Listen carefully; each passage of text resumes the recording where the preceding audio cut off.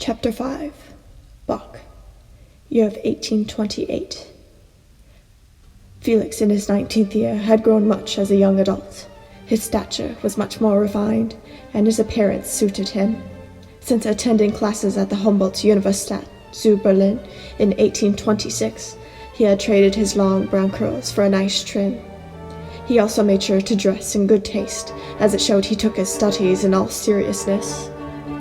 Life as a student at the Universität zu Berlin was quite an accomplished one. The family's financial backing enabled Felix to have such an education. He took in-depth lessons from instructors, some of whom were renowned in their subjects. While his talents flourished all the more, music seemed destined to become Felix's future prospect.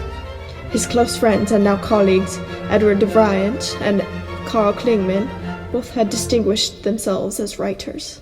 Eduard wrote in the dramatic arts, becoming a talented actor.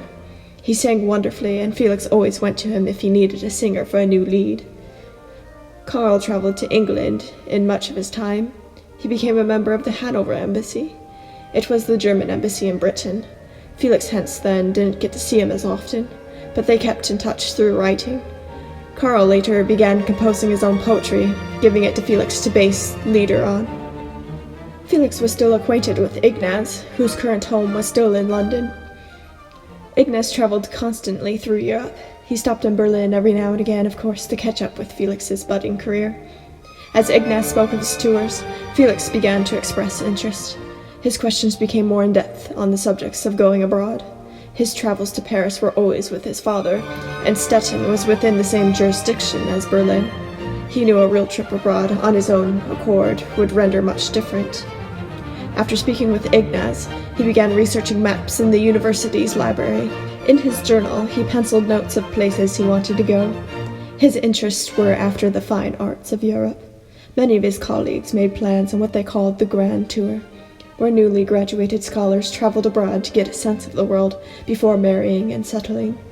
If he were to start his journey straight after completing his studies, he'd have to plan quickly.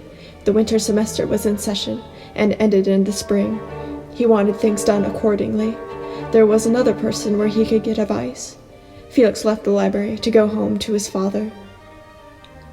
"Well, I agree that you should travel and see the world, beyond the Swiss Alps and France. You say you spoke with Ignaz?" Abraham asked as he flipped through the journal of notes that Felix wrote on various aspects of travel. They were subtle ideas at the moment, but Abraham was intrigued. "Yes, he has a lot of experience." Felix felt a wave of enthusiasm. Abraham became stern as he set the journal down. "Are you thinking that in traveling you're going to find success as a musician?" "If it offers the opportunity," Felix implied. "My main concern is to learn about the world and to see fine art from Italy to England." "In that case, I shall write to Ignaz, as I believe he would be a good chaperone to stick to," Abraham affirmed.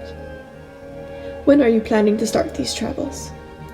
"Late March to early April, soon after I complete my studies," Felix stated.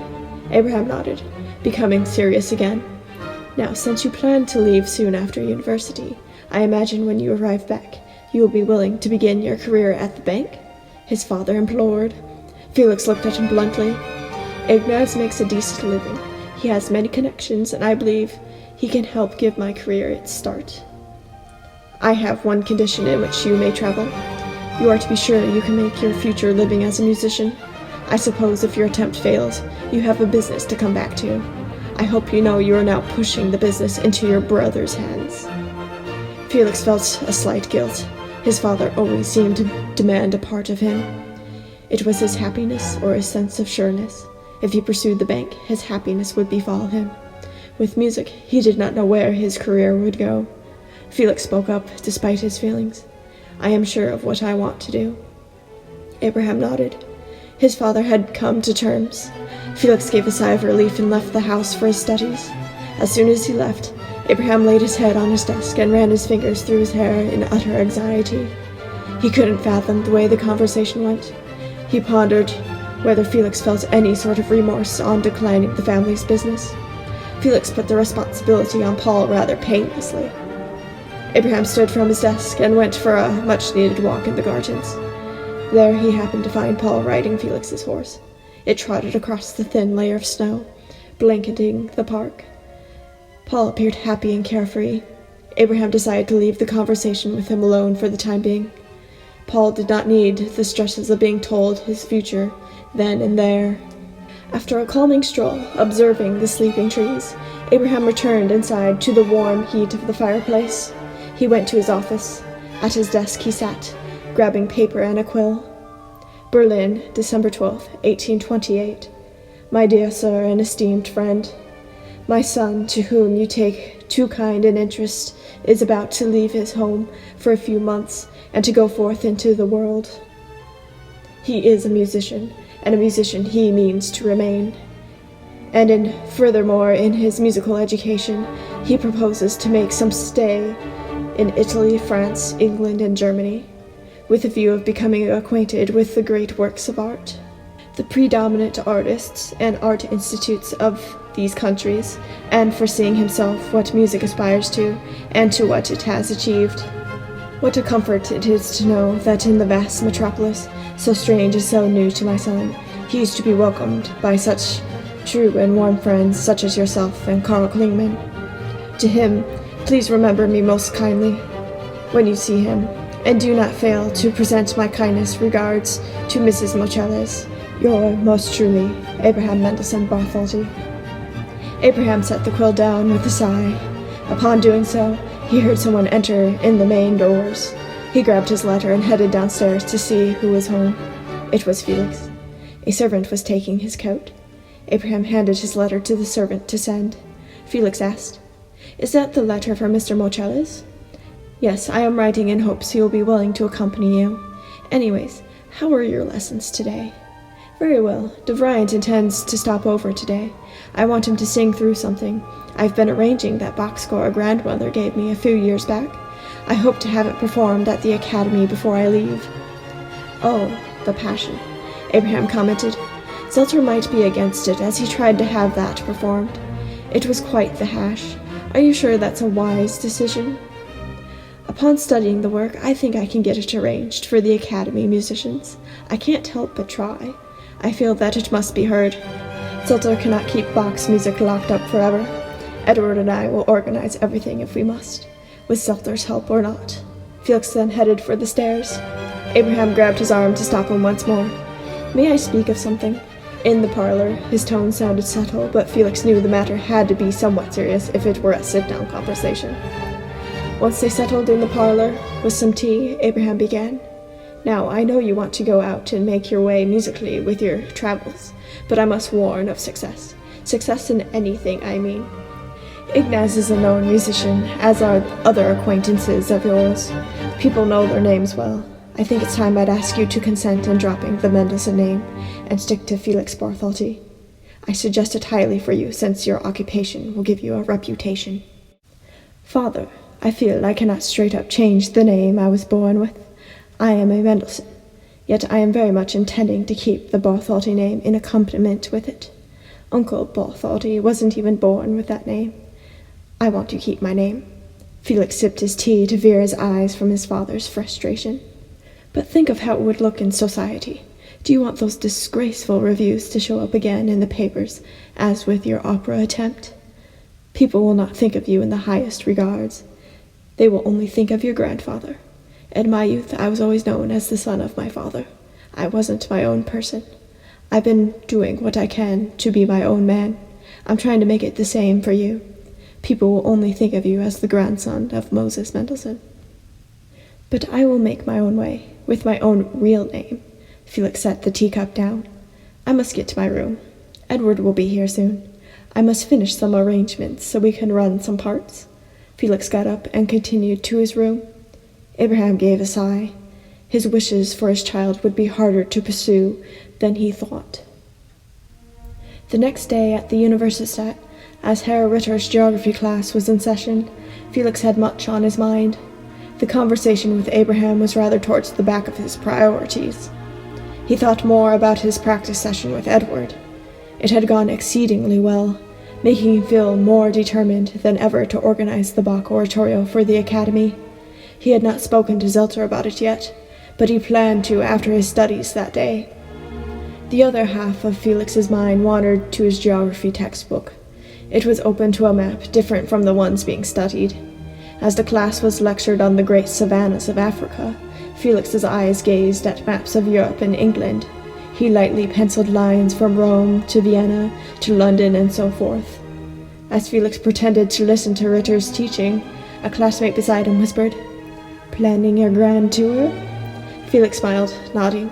Herr Ritter's concentration instantly moved towards Felix. "Is something funny?" His old raspy tone startled the daydreamer. 9, Felix quickly stated. Herr Ritter eyed him in discernment. His voice carried in announcing to the class, "Remember that this lesson will be a main subject of the final test." He walked to Felix and flipped his book to the right page. "I would be sure to pay attention and hold off your grand tour dreams until after class." Ritter returned to the front of the room. The geography lesson continued in dullness. History class was better, but still dull. Eduard Gans was the instructor for that class. He was much more calm than Ritter. The lesson happened to be about ancient Rome. It was the only thing keeping Felix awake, as it was something other than recent war and political unrest. Plus he planned to journey to Italy. The next class of his was rather more exciting. It was science, instructed by Alexander Humboldt. Felix was well acquainted with him in his visits to the family's hosted salons. He made the studies of the science all the more interesting as he traveled on many excursions to make discoveries. Felix felt that he learned more on geography from Humboldt rather than Ritter. Both were known as great advocates of geography, but Alexander had more information on the nature of different areas. He mentioned that after the winter season was over, he would be going to Russia. Humboldt was rather different than most people in aspects of travel. Usually after young men took their grand tours abroad, they married and settled somewhere for the rest of their lives. He, on the other hand, had never married. He chose to keep traveling throughout his life. Ignaz had married, but his spouse did not mind his travels. Felix found it quite fascinating that these people kept going places. After the lecture, Felix stayed behind to talk with his instructor. Humboldt was working at his desk as the other students streamed out. Felix slowly packed up his books, debating whether Alexander was too busy or not. Humboldt noticed Felix, looked inclined to speak. "Is there something on your mind?" "What makes you want to keep traveling through the years?" Felix walked to his desk. Alexander set his reading spectacles down on his papers. "Well, it is my nature to learn more of the world. I feel I cannot settle. It is part of my work, but also feeds my interest. Do you ever think about settling?" "I sometimes imagine myself if I had done so in my youth after my initial tours and expeditions. I think about where I'd be right now if that were the case, but then I recollect. I find that I am glad I chose what I did. I've had many irreplaceable experiences that I wouldn't trade for anything. I've had love in my life, but nothing to the extent of marriage.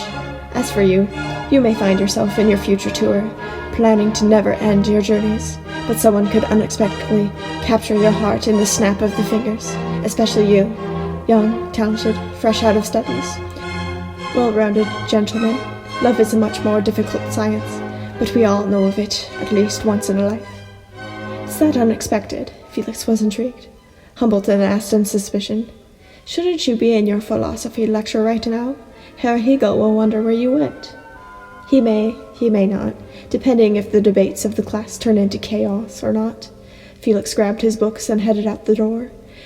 As he got closer to Hegel's room, he could hear the arguing from the end of the hall.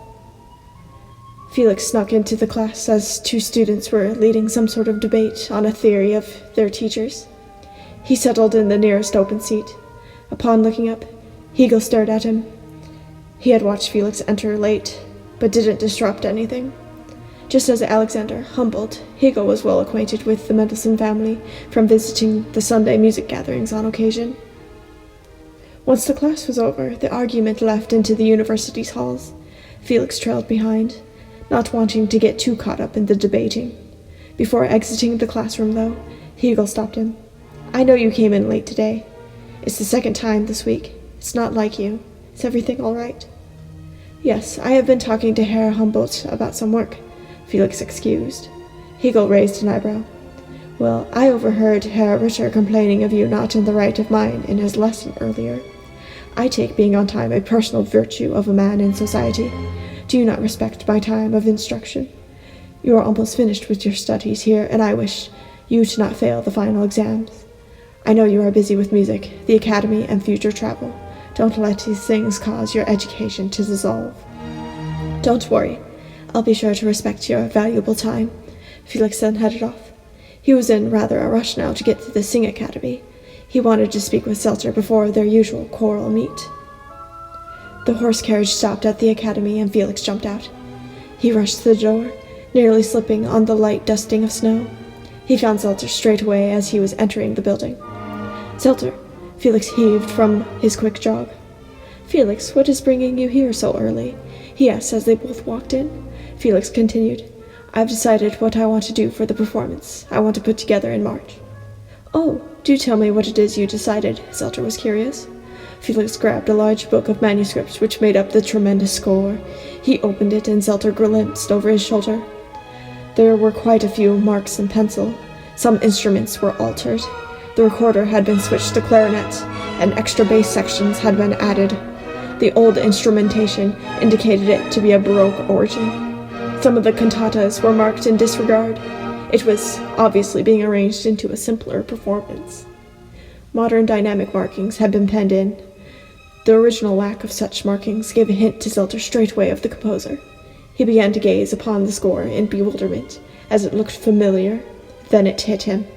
That Bach piece that Bella Salomon ever so much begged to have a copy of. He couldn't believe that he had parted with his personal copy for a short time, to let Eduard and Julius Reitz copy it. Then given to, at the time, the 15-year-old boy, who was now standing in his 19th year. Zelter put a hand on Felix's shoulder. Felix smiled, still studying his arranging skills. He then glanced at Zelter, excited to hear his opinion. Yet Felix froze upon becoming face-to-face with a death-defying glare. He froze as his instructor's grip on his shoulder became rather rigid. Zelter snapped, trying to keep composure. I very much disagree that this could possibly work. I have tried it as well as you very know. It will not work. There are too many things that hinder the performance. Look at how much you marked and condensed. I very well know what I've marked. I made it more agreeable to the Berlin audience. I'm keeping the important aspects of the music. It will help Bach's music be heard among the orchestra and choir, as it has not happened in almost 100 years. You are always wanting to save his music. What is the use in keeping precious manuscripts when they are left not to be played? We must make an effort in at least arranging it. I will not have it. Choose another piece, Zelter demanded. He took a hold of the book as if he were to take it. Felix instantly shut it and caressed it safely at his side. Zelter gave him another glare before releasing him. Felix couldn't believe his teacher's attitude. As Zelter turned away, Felix sneered, Just because you tried it doesn't mean it can't happen. My dear pupil. Zelter turned back in a flash. This conversation is over. He stormed away to tend to other work. Felix sighed in remorse. He sat in the lobby whilst waiting for the choir rehearsals to start. Slight drops of water fell from his eyes as he stared at the score he spent nearly 5 years editing. The music played in his head upon looking at it. The beginning, with the dark growing interlude of the orchestra, made the feelings rise. Later the voice bled into the scene that the orchestra created. Berlin needed to hear this music. As the hour drew closer, the first to enter for rehearsals happened to be Eduard Reitz. The orchestra would be with the choir today. Felix kept his head buried in the large book. It did not fool Reitz. He noticed the young man's somber state straight away. He calmly sat next to Felix. Is something the matter? Felix didn't answer.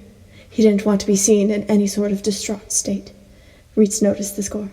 Oh, that piece. I remember making that copy for you. I see you've been making your own edits to it. Are you choosing that one for the concert in March? I was, Felix sighed. Then Zelter rebuked it to shreds. Oh, he is particular about Bach's music. Reitz glanced at the score.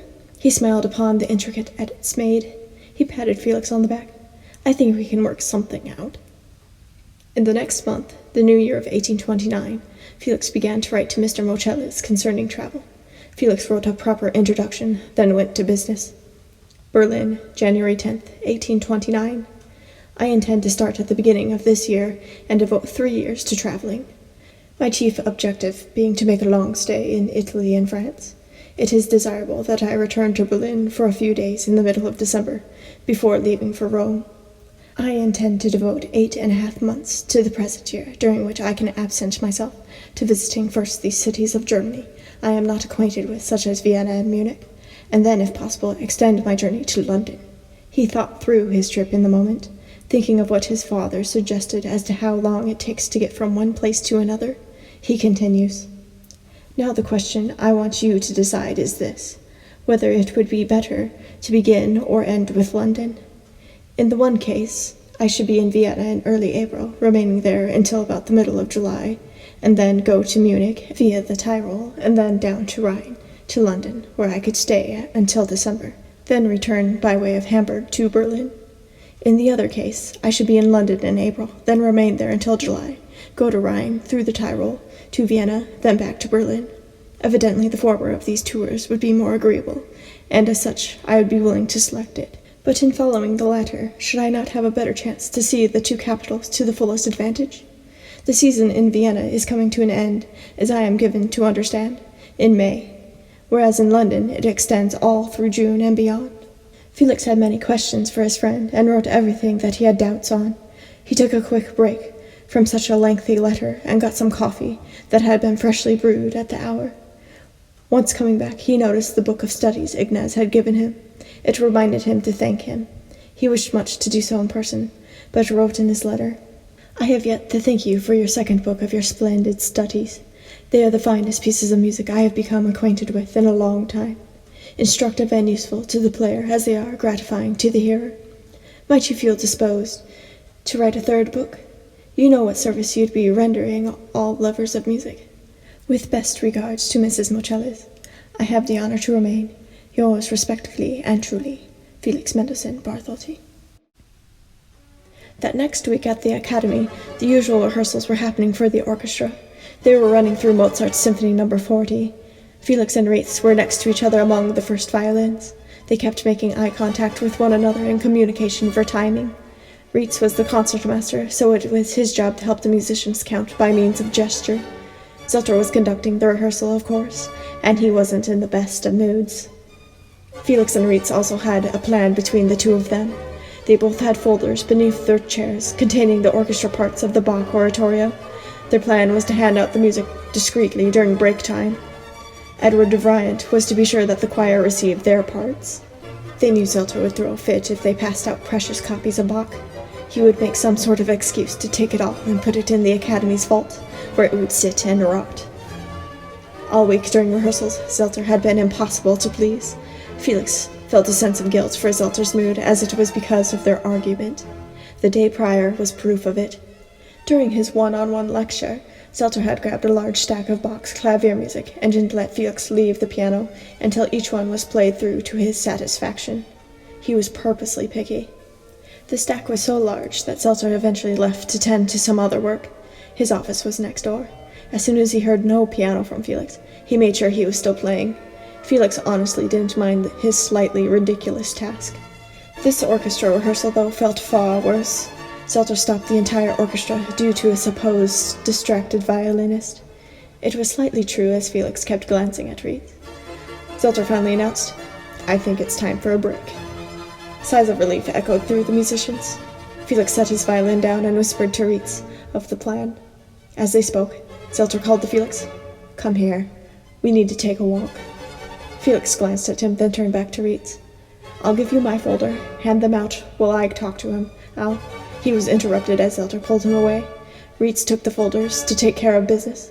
Felix became agitated as Zelter hurried him to his office. Once they got there, Felix was nudged in, and Zelter near slammed the door shut. Felix knew he was in steep trouble. Zelter straightway snapped, "I have been in extreme frustration with you in the past week. This is the last straw.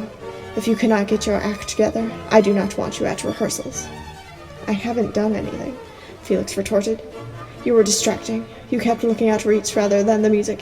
Your bowing was off. Do I need to tell your father of your behavior? You're an adult now. I shouldn't be having such a conversation." Zelter sat at his desk in disappointment. Felix kept silent. He didn't feel the need to argue with his teacher more. Zelter calmed down a bit and explained, "I've given thought about the concert you want to arrange. I'm willing to be flexible." "You are?" Felix brightened in an instant. Zelter searched a drawer for something. He grabbed a copy of Beethoven's Fifth Piano Concerto.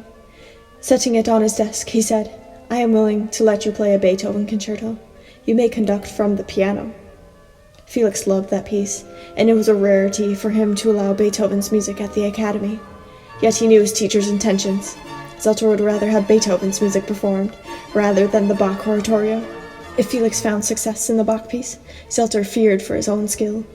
Felix smiled from the kind suggestion, but begged, "Please, I do not want to argue any more.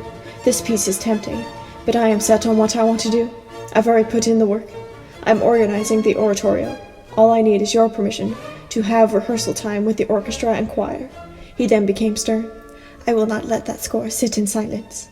Zelter got up from his chair and stood face to face with Felix. His tone felt like blaring trumpets. "As your teacher, you will not speak to me in such disrespect. I do not give you permission. It's the Beethoven piece or none at all." "It's the Bach piece or none at all," Felix tested. Zelter had enough. He wasn't going to take any more mouthing from his pupil. In his most sharp voice, he demanded, "Give me that score. I know you have it in your bag." "9. Felix held his ears at his tone. Zelter instantly grabbed a hold of Felix's bag. Felix clung to his bag and snapped, "You have your own copy. You will not take mine. You are to give me it, or I shall take it myself," he ordered, already rummaging through his things. Felix shooed him away. "All right, I will get it. Just calm down." He slowly searched his book bag. Zelter crossed his arms, knowing Felix was purposely taking his time. Before grabbing the score, Felix unexpectedly dashed towards the desk. He grabbed the Beethoven score, then sprinted out of the office. The month of February arrived, and much happened. The members of the Academy had been practicing Felix's arrangement of the Bach oratorio, the St. Matthew Passion, for over a month in small groups outside of the Academy's rehearsals.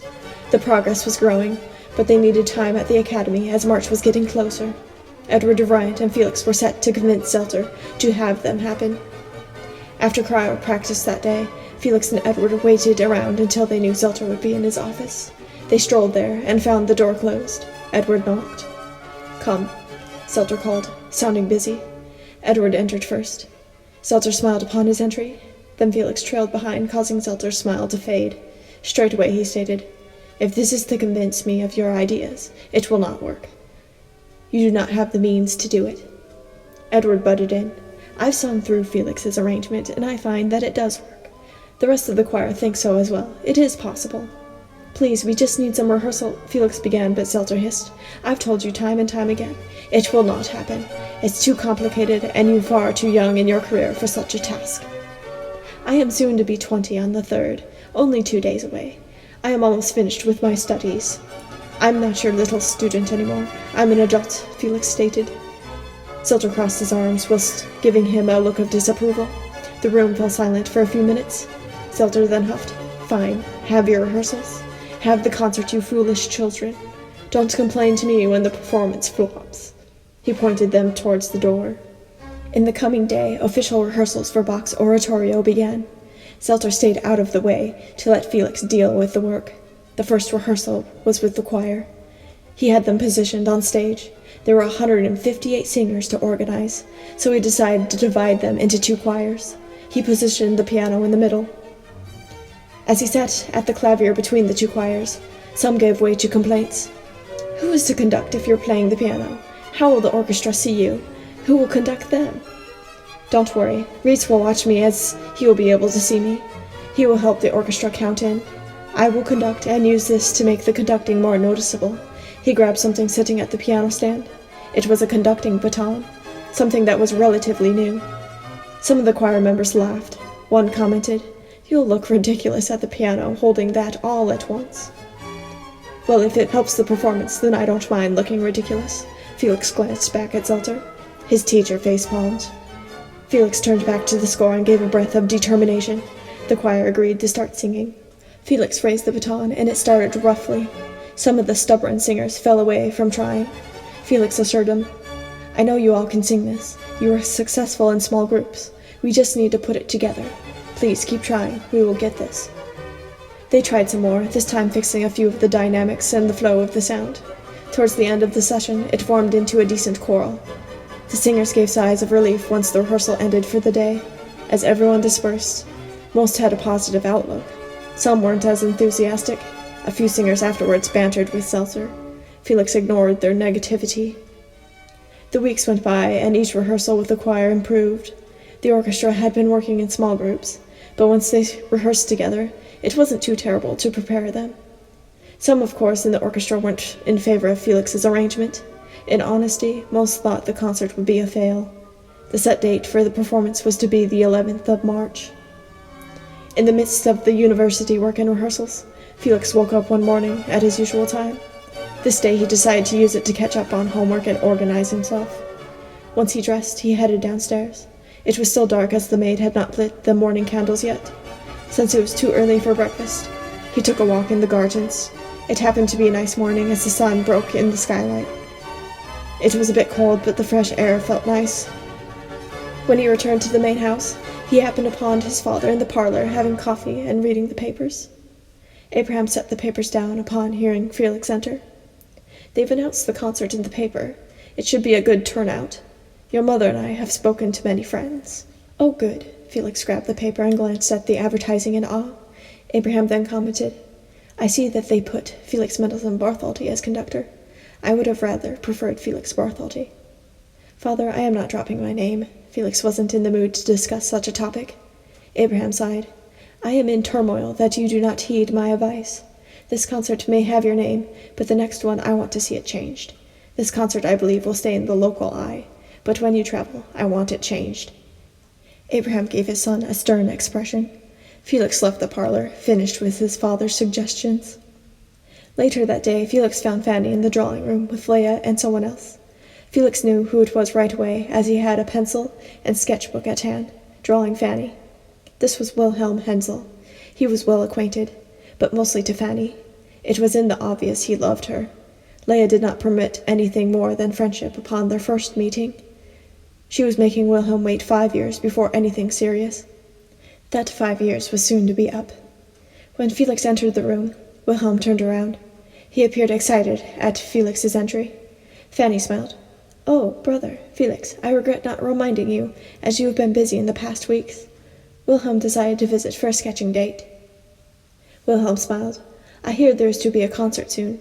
I'd like to join." He continued sketching a rather beautiful portrait of Fanny. Wilhelm was a master at art, but had no ear whatsoever for music. He still loved Felix and Fanny's skills, as music still intrigued him. Wilhelm was a kind man, and Felix shared art with him.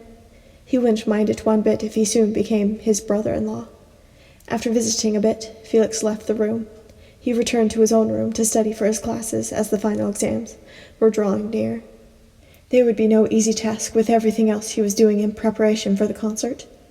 All of Felix's efforts began to become worth the while. The month of February neared its end, and rehearsals were going well. As the week of the performance came, Seltzer began to assist the choir as he noticed the progress. It quite surprised Felix. In other aspects, his university studies were in their final days, and his instructors demanded the utmost attention. Herr Ritter could have cared less if Felix were conducting a large concert. As long as he paid attention to his teachings, then he got along with him. Gans was rather indifferent. He wasn't as strict as the other teachers. Felix had much respect for Humboldt's class, so he did his best. Hegel was happy as long as Felix showed up on time. He was rather excited upon this concert of Felix's, and aspired to show up. By the time March came, everything seemed to come together.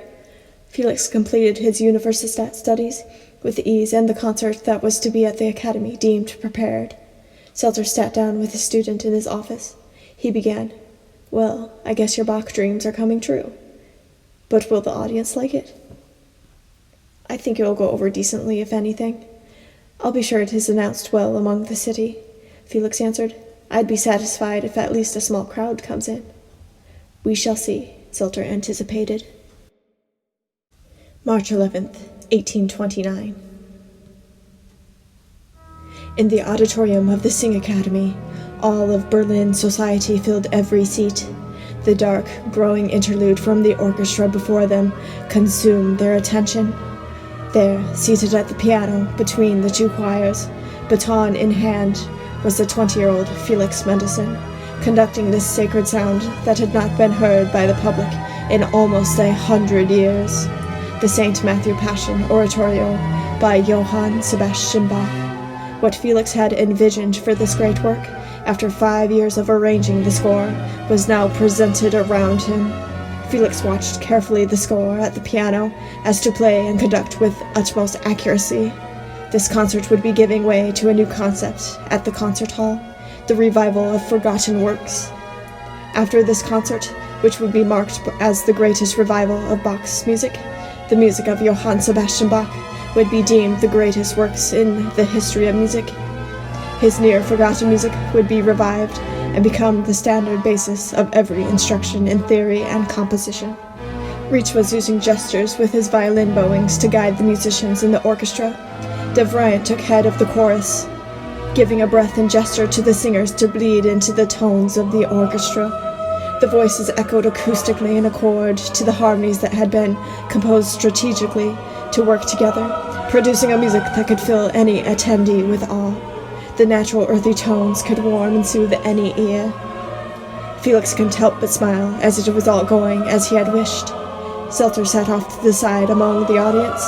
He glanced at their faces, each one with a mesmerized expression. This music that he had locked up for so long was now free from its imprisonment. A sense of gladness came over him upon the outcome of the concert. The crowd roared with excitement after the closing cadence.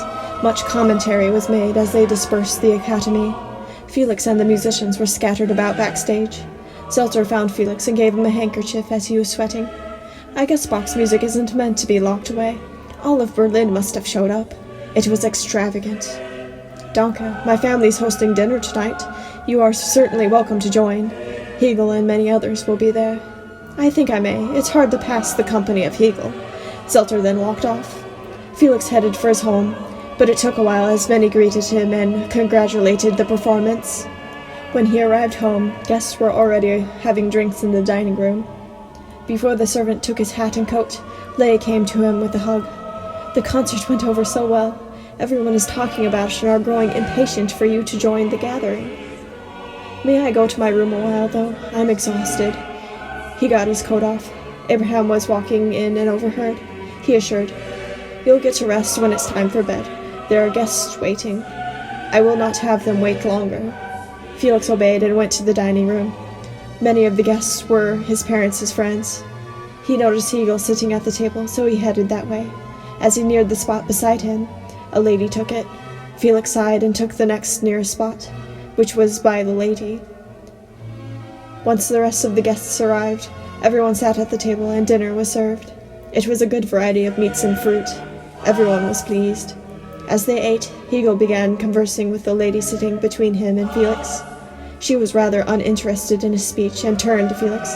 She whispered, "Who is that idiot beside me?" Felix smiled with humor. "That is the philosopher Hegel. Quite a smart man." She was rendered speechless. The rest of the evening went on, but Felix became so exhausted that he retired to bed once dinner finished. He was excused after giving goodbyes to every guest.